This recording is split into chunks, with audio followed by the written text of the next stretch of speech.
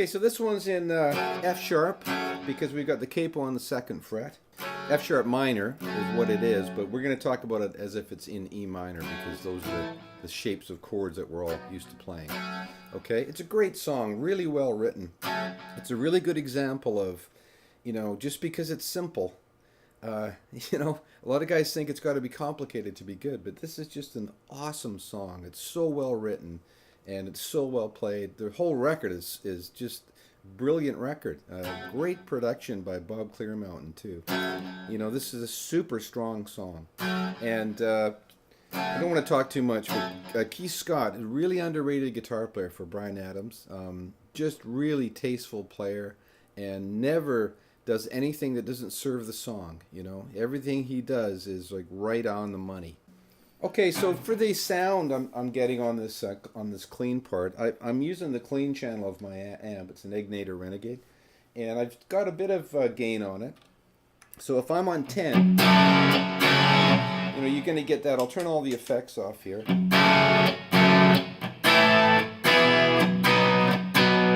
You've got a bit of dirt, right? Okay, and then you've got chorus and delay. And I just did a tap tempo for the delay.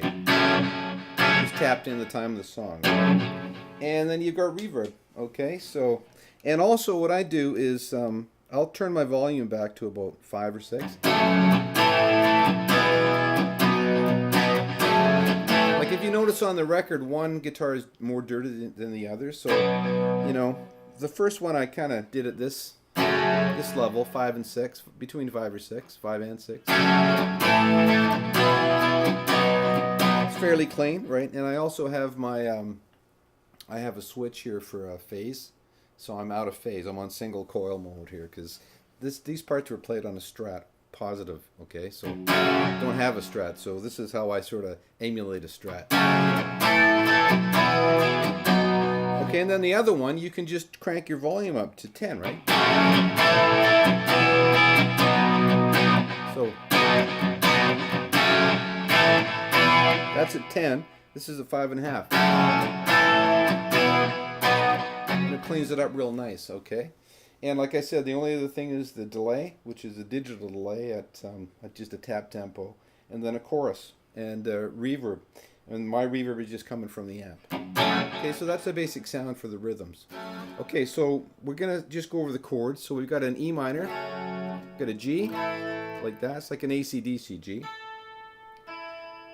E3 down here, right? And we're muting that A string. So we're not doing that thing, We're just doing that, so it's all fifths and root. And then we've got a D. And then we've got just an A. Okay? So those are the chords in the chorus section. And then later on in the guitar solo, it's got like an E, a D, C, and a B minor 7. So the starting lick, really great lick. It's like an E minor 7, so you just put your first finger on A2. Okay, so we're just going to go, it's like twice forward and once back, right? So that's twice forward, and then we come back. Okay, and then we move up into this G form, like just there and there, and we go, so just go forward on that, and then we slide this finger up, keeping that same form, right? And just forward and backward, right? So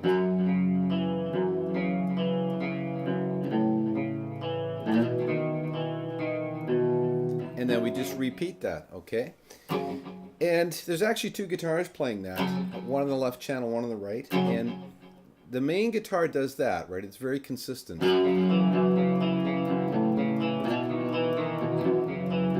But the other guitar, it spices it up a little bit. It changes a bit, and it really surprised me because I thought they were both doing that all the way through, but they don't.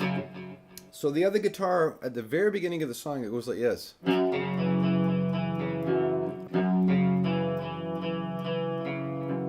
Okay, so it's just a bunch of times on that open D. And then it comes back and it does this. Okay, so the very first time.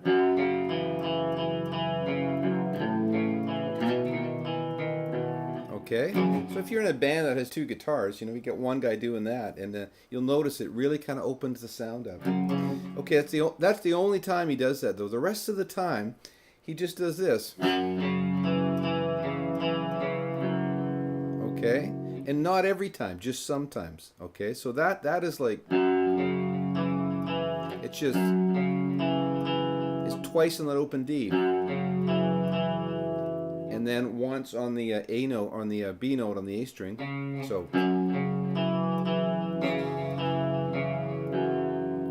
right?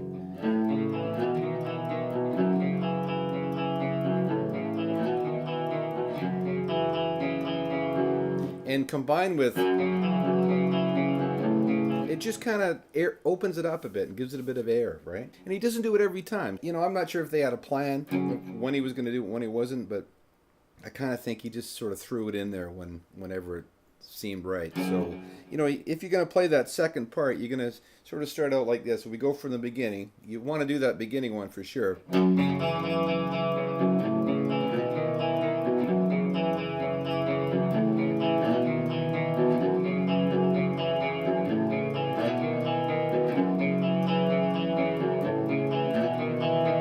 Right? Okay, so you just sort of mix that up. And that'll kind of open it up, with two guitars, and it'll sound really good. Okay, so then that keeps on going for a while.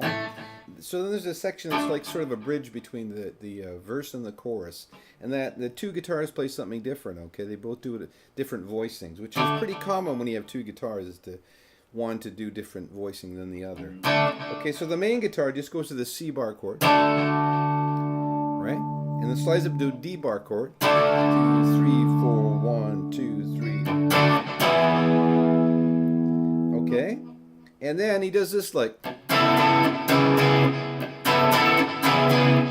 Okay, and that's like you just put your finger over here on A, or what is that? E. 7.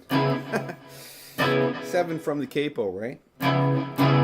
Okay, and what that's going to do is give you a B minor 7 chord, and then you add this on here, which would be the B8. It's sort of like a suspended, right? Okay, and to me that's the coolest part of the song, because going from the C,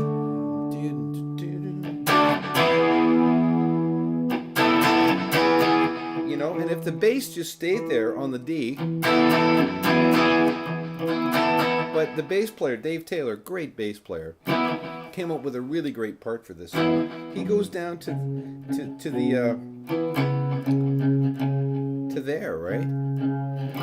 Making it that B minor.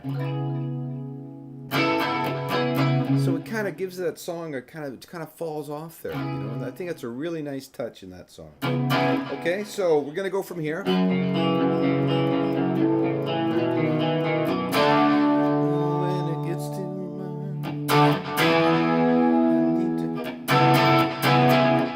Okay, with that rhythm, right? And then we're into the main chorus, which is just this.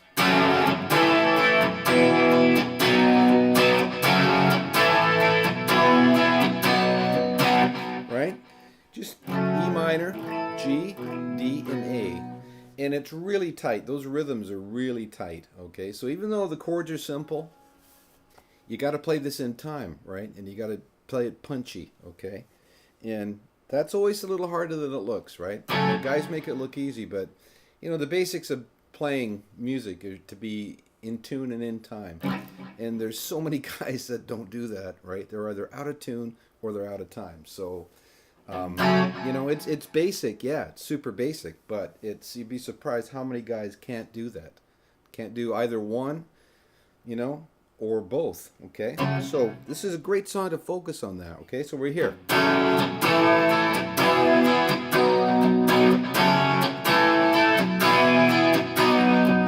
Okay, and both guitars do the same thing there, okay? So they double up. So then while that guitar is doing this, the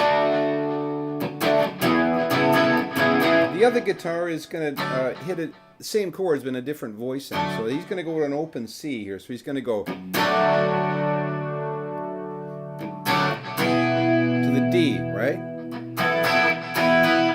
Okay, but he's going to throw a lick in there. So when he hits the C, he's going to do this lick here.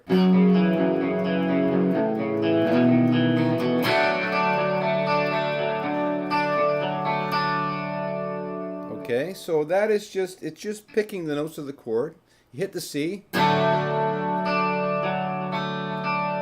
it's B string, D string, G string. And then we just go back down. Right? So just. Okay.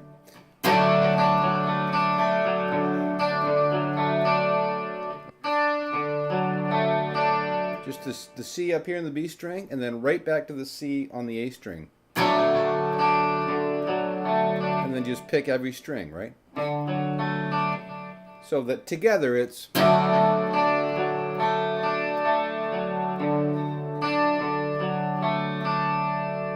Okay, one time real slow. And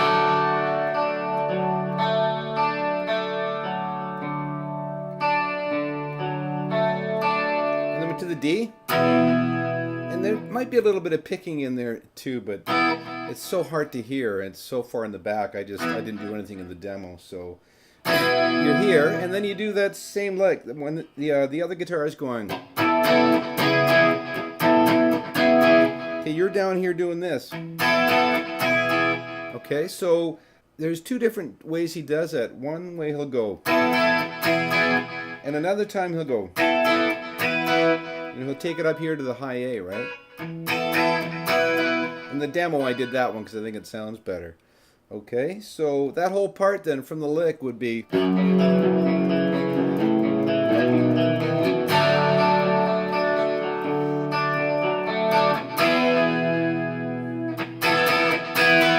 And that part's really tight. You watch a lot of guys play this song, they sort of fudge that part, you know? So they're just like...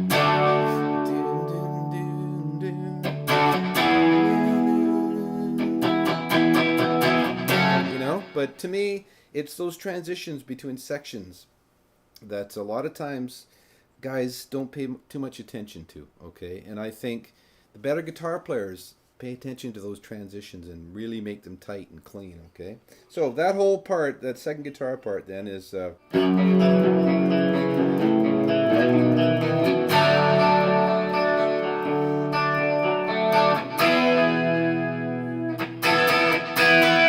Okay, and then we're into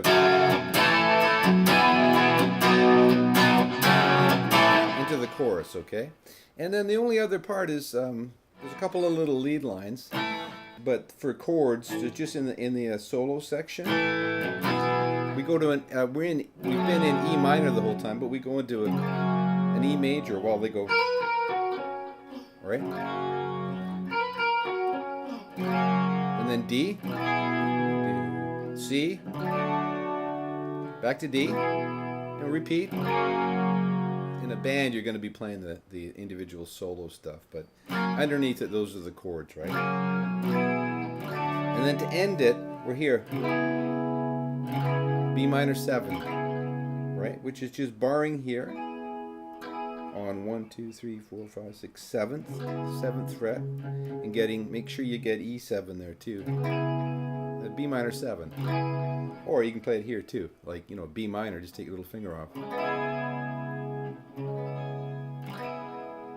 Okay, so those are the chords, and then the next thing I'll do is go over some of the lead fills. Okay, so for the leads, I'm on the dirty channel now, and I've got the gain quite a ways up, and I've put the delay to about 450.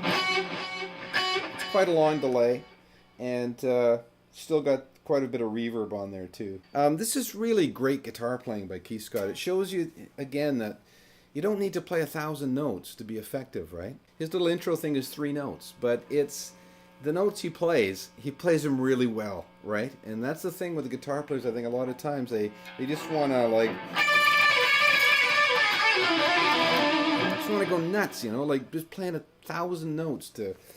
And there's something about us, all of us guitar players are the same. We're always trying to impress somebody with how fast we can play, right? But the thing is, the listener, they don't really care about that at all. They just want to hear music, right? They want to hear something they can hold on to, something that'll stir something inside them, right? And, you know, Keith Scott's a great player. So his intro here is just,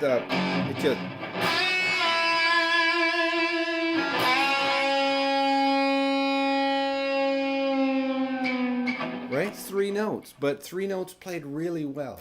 And when you hear those 3 notes, it's like, yeah, you know, that's the song, man. That, you know exactly what song that is, right? Okay, so that's the beginning fill. We're just here on B3. It's a whole step up, a whole step bend up to here, up to the E. Little vibrato. And the way you pick that too, you can rake into it, which is, you know, just kind of scraping across the strings, or you can just pick it, but you want to pinch it a little bit. Again, you know, you just don't want to go, you just want to pick it straight. You want to pinch it a bit, right? And then we're here just on the A, on the G2. Bending it down on the last 2 beats. So 1, 2, 3, 4, 1.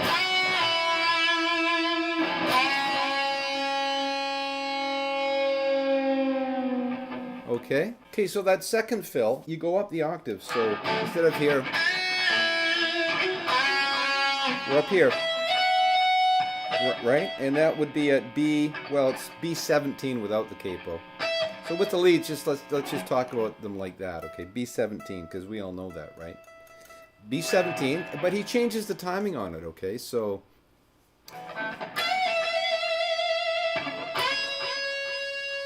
instead of being on the like the first one starts 1, 2, 3, 4, 1.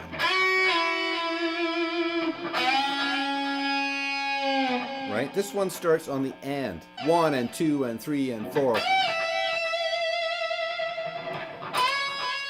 Right? So it's just 1, 2, 3, 4.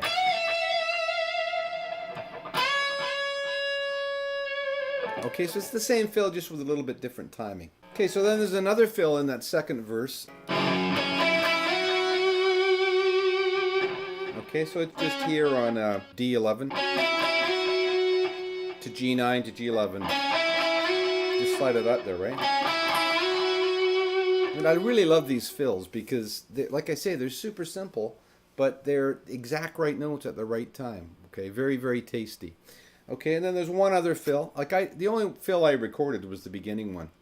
It was the first fill in the demo, right?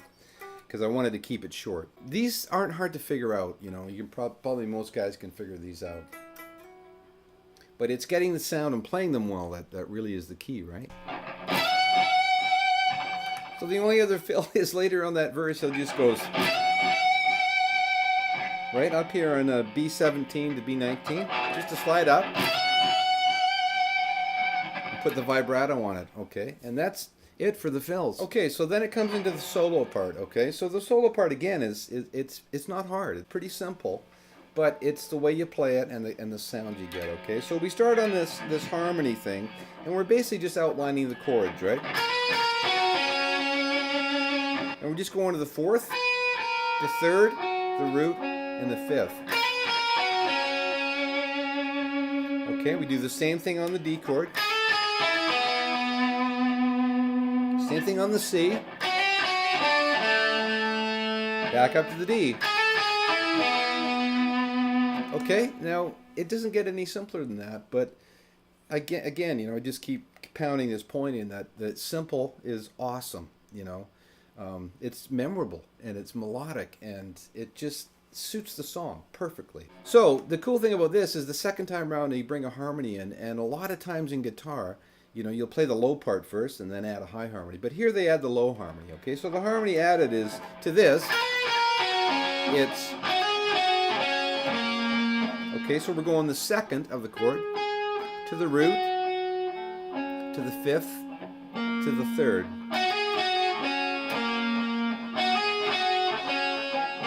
Right? So, okay, then we'll go down to the D, do the same thing. Down again, do the same thing. And then we, up here. Okay, so that's all there is to that. So you put the two parts together and it sounds really awesome. But, you know, a lot of it is just the effects, right? Lots of reverb, lots of delay. Okay, and again, the delay there is about 450. Okay, and then we're into